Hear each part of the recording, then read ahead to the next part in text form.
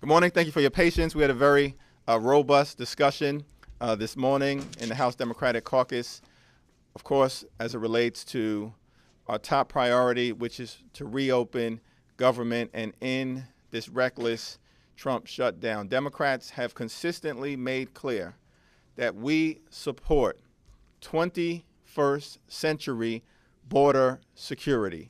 We support infrastructure. We support personnel. We support technology. We support additional investment. But at its core, government is about the management of public money. We can either manage that public money efficiently or we can waste taxpayer dollars.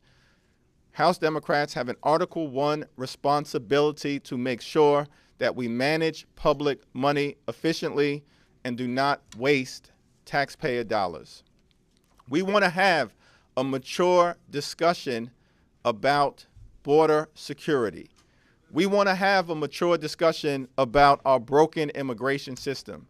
We want to have a mature discussion about bipartisan comprehensive immigration reform, and that is why we need to reopen the government, and that is what we will continue to work on this week. We have Coast Guard members and their families who are suffering. We have Border Patrol agents and their families who are suffering. We have TSA workers and their families who are suffering. We have people in need of affordable housing assistance and their families suffering. We have farmers and their families suffering. We have small business people throughout America and their families suffering, and that is why we need to end the reckless Trump shutdown. Let me now yield to my distinguished colleague and Vice Chair, Catherine Clark. Thank you, Hakeem, and thank you all for being here. We're on day 25. The longest government shutdown that we've had in our history. And the human impact of the president's reckless behavior is starkly apparent. I can tell you that the phones are ringing off the hooks in my office and in offices of representatives from around the country. And we are hearing heartbreaking stories. Let me share with you one from a small town, River Falls, Wisconsin, and Mallory Lorge. She lives in a small town and she has 2 vials left of the insulin she needs to treat her diabetes type 1. She is rationing them because she can no longer afford the $300 copay now that she has not received a paycheck. A TSA worker from my district in Watertown, Massachusetts, put it very well as he said, as a federal employee, we're not supposed to be used as political pawns. We are sending an earthquake through communities where our federal agents live, where our federal employees live. A 30-year-old Lyft driver from Maryland reported he is making half of his usual pay because of the reduction in tourism and agencies in the DC metro area. We are hearing from restaurant owners who do not have the same influx of customers with this shutdown. In Cambridge, Massachusetts, we heard from a startup in my district that primarily has DOD and DHS contracts. They have a week and a half left of funding to meet their payroll. And it is often the federal contractors' stories that we don't hear discussed.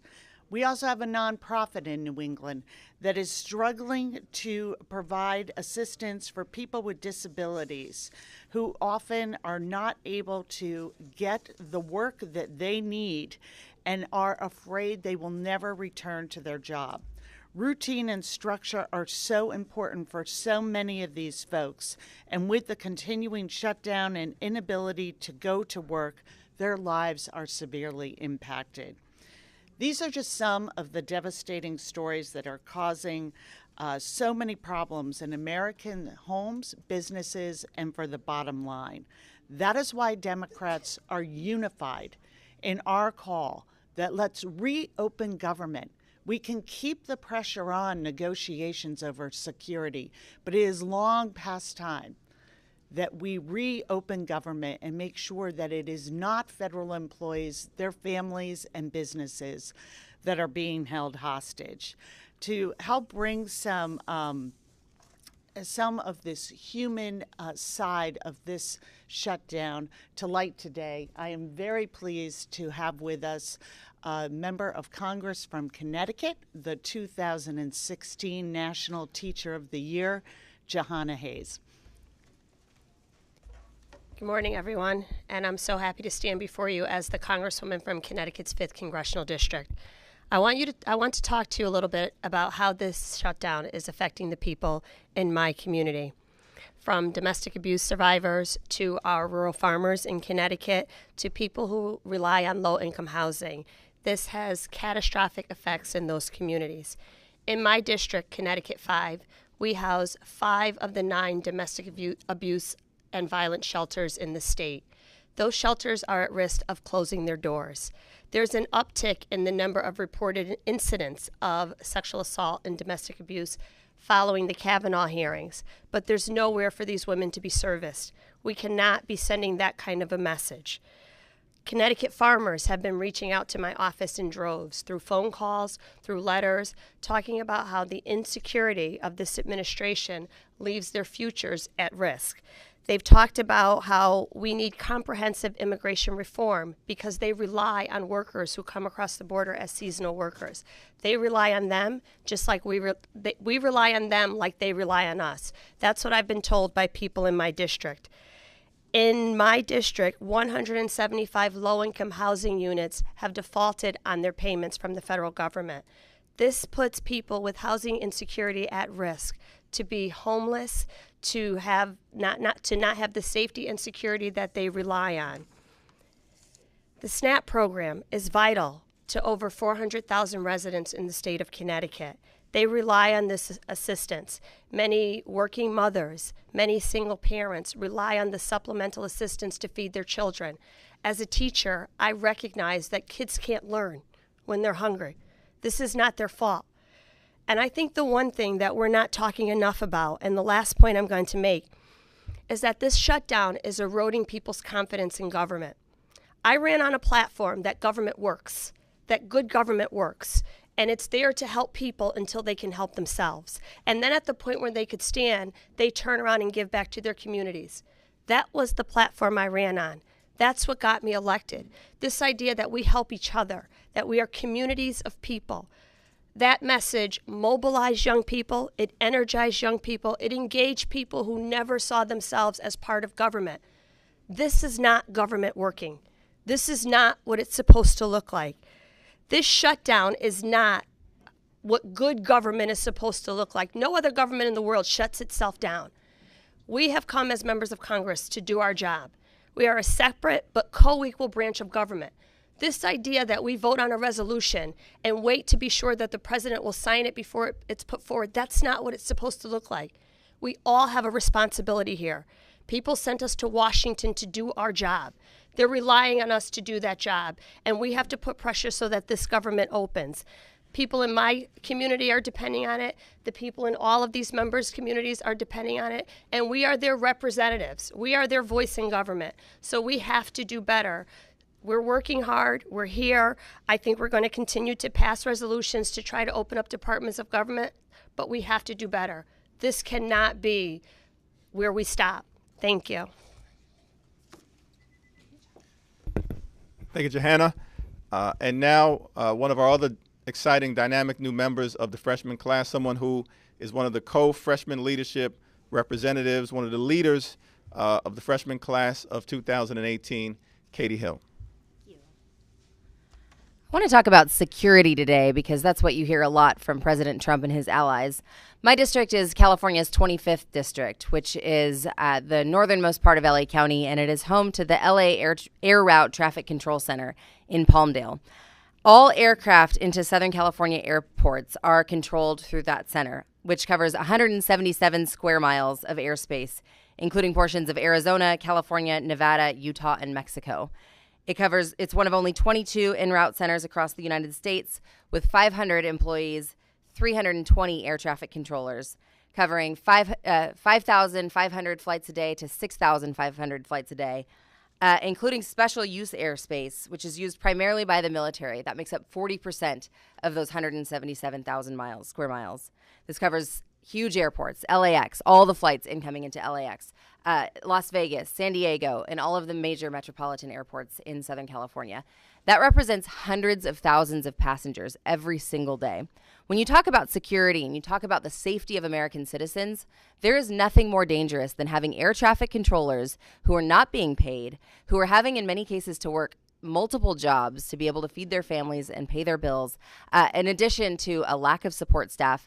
That is a tremendous risk for us having a collision or for us having some kind of a deadly accident in the most basic sense of the word. So I'm here to say that this is about, we have the human stories. We know how important it is on an individual basis, but this is also about our security and our safety. And we're here as Democrats, we're here to open up the government. We look forward to the conversation as soon as government is open. Thank you. Thank you, Katie. Questions? I'm sorry. Thank you. Could you comment on the invitation that went out from the White House apparently to a group of House Democrats, and would leadership prefer that they not attend this meeting with Trump today? I think the position has been that we support the notion of continued dialogue. Every individual member will have to make a determination as to whether they believe it will be fruitful dialogue. The question that I think everyone can reasonably ask is he inviting people to 1600 Pennsylvania Avenue to really try to resolve this problem, or to create a photo op so he can project a false sense of bipartisanship? That is a question that I think every individual member will have to entertain for themselves, but we are certainly not discouraging anyone from attempting to have a meaningful discussion about this issue.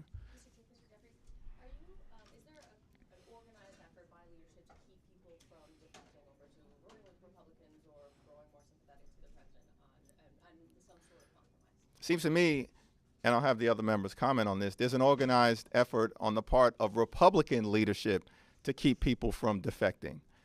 The only bipartisan effort that is underway here in the United States Capitol is the House Democratic effort, where we've consistently seen first 6 Republicans, then 8 Republicans, then 10 Republicans, then 12 Republicans. You'll likely see that number increase, continuing to vote with House Democrats to reopen government.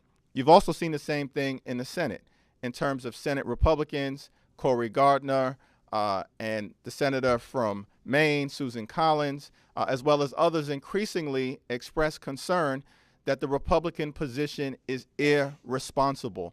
All we're simply saying is, let's reopen government so we can have a mature discussion about border security without holding 800,000 federal workers hostage and the majority of the American people. Does anyone else want to respond? So you got your dozens. What does it take to get to the 55 or whatever the number is to get to 2/3? What sort of political reality, what sort of pressure gets you to that number where you can override the presidential veto? Because that's what it'll take, right? Well, I think it was Congresswoman Hayes who mentioned, all we're simply asking for is Republicans to undertake their Article I responsibility as a separate and co-equal branch of government and stop acting like wholly owned subsidiaries of the Trump administration.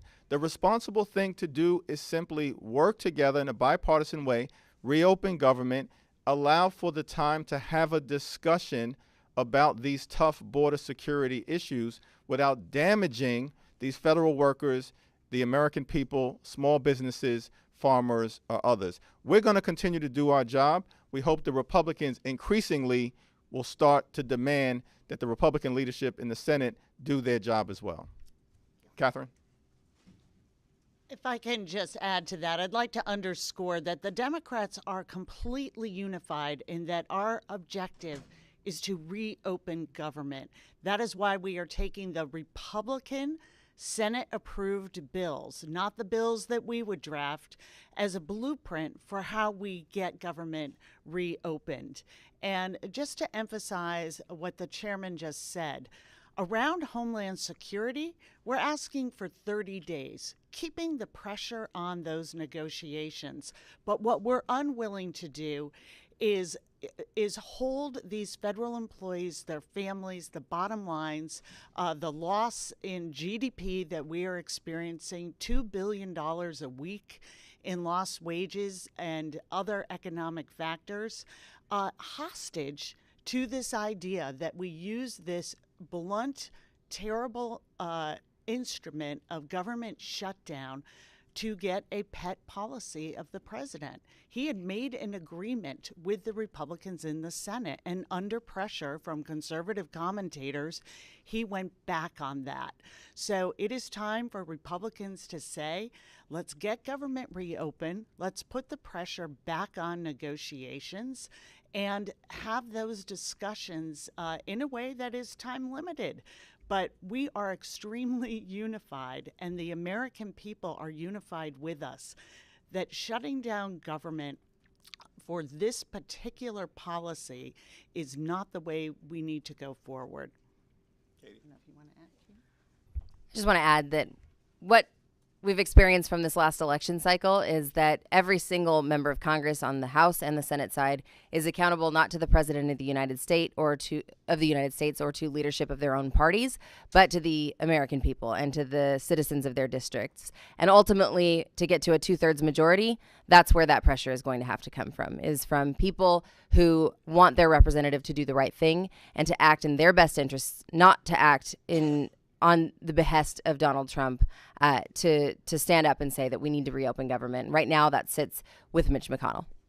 I think, can I just say, just to follow up on what Katie said, we have a responsibility to the American people. We hear a lot about the numbers and the statistics about 800,000 federal workers. These are all people. These are families. These are faces. When we're talking about their stories, we have to keep in mind that these are people.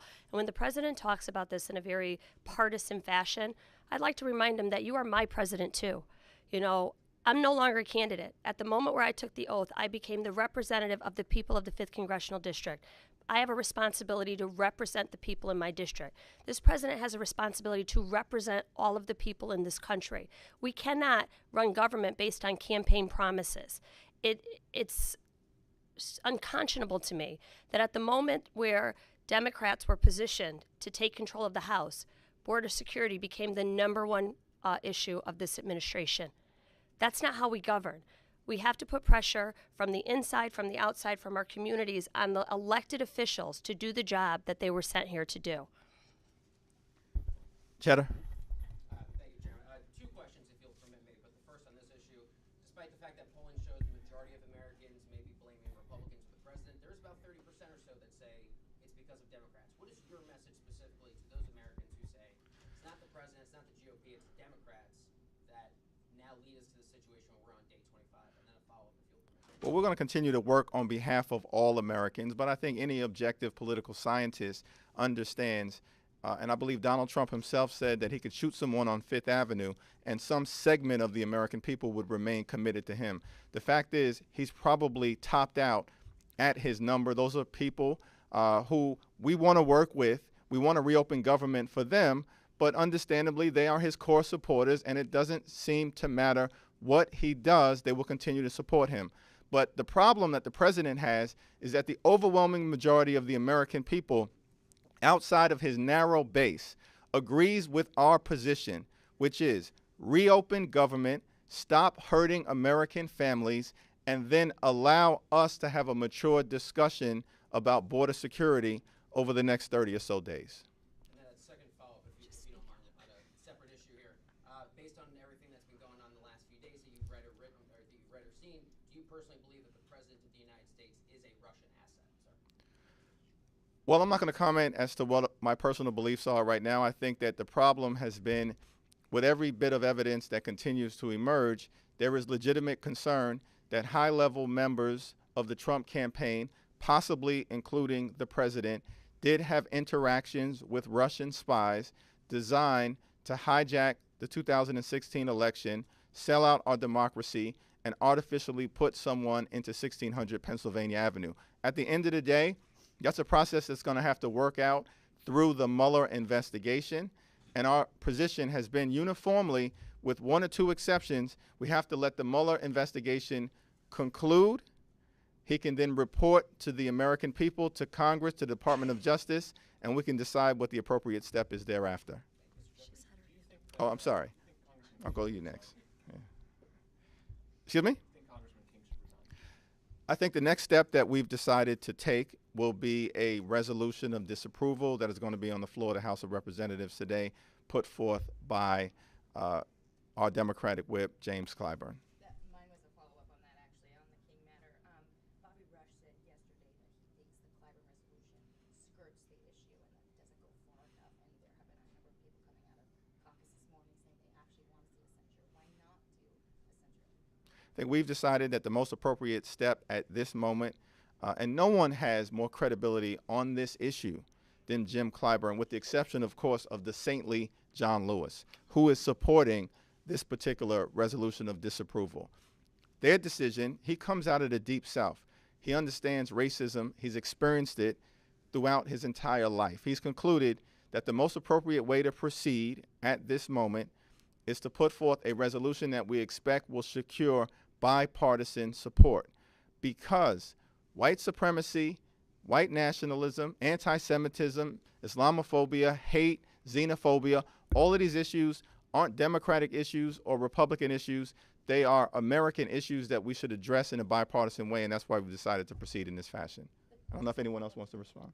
Okay. That's a privileged resolution, so anybody, from my understanding, can bring it up. Are you guys working to make sure that somebody doesn't bring up the censure? We're working to make sure that we pass the resolution of disapproval by James C. Clyburn in a strong bipartisan fashion today.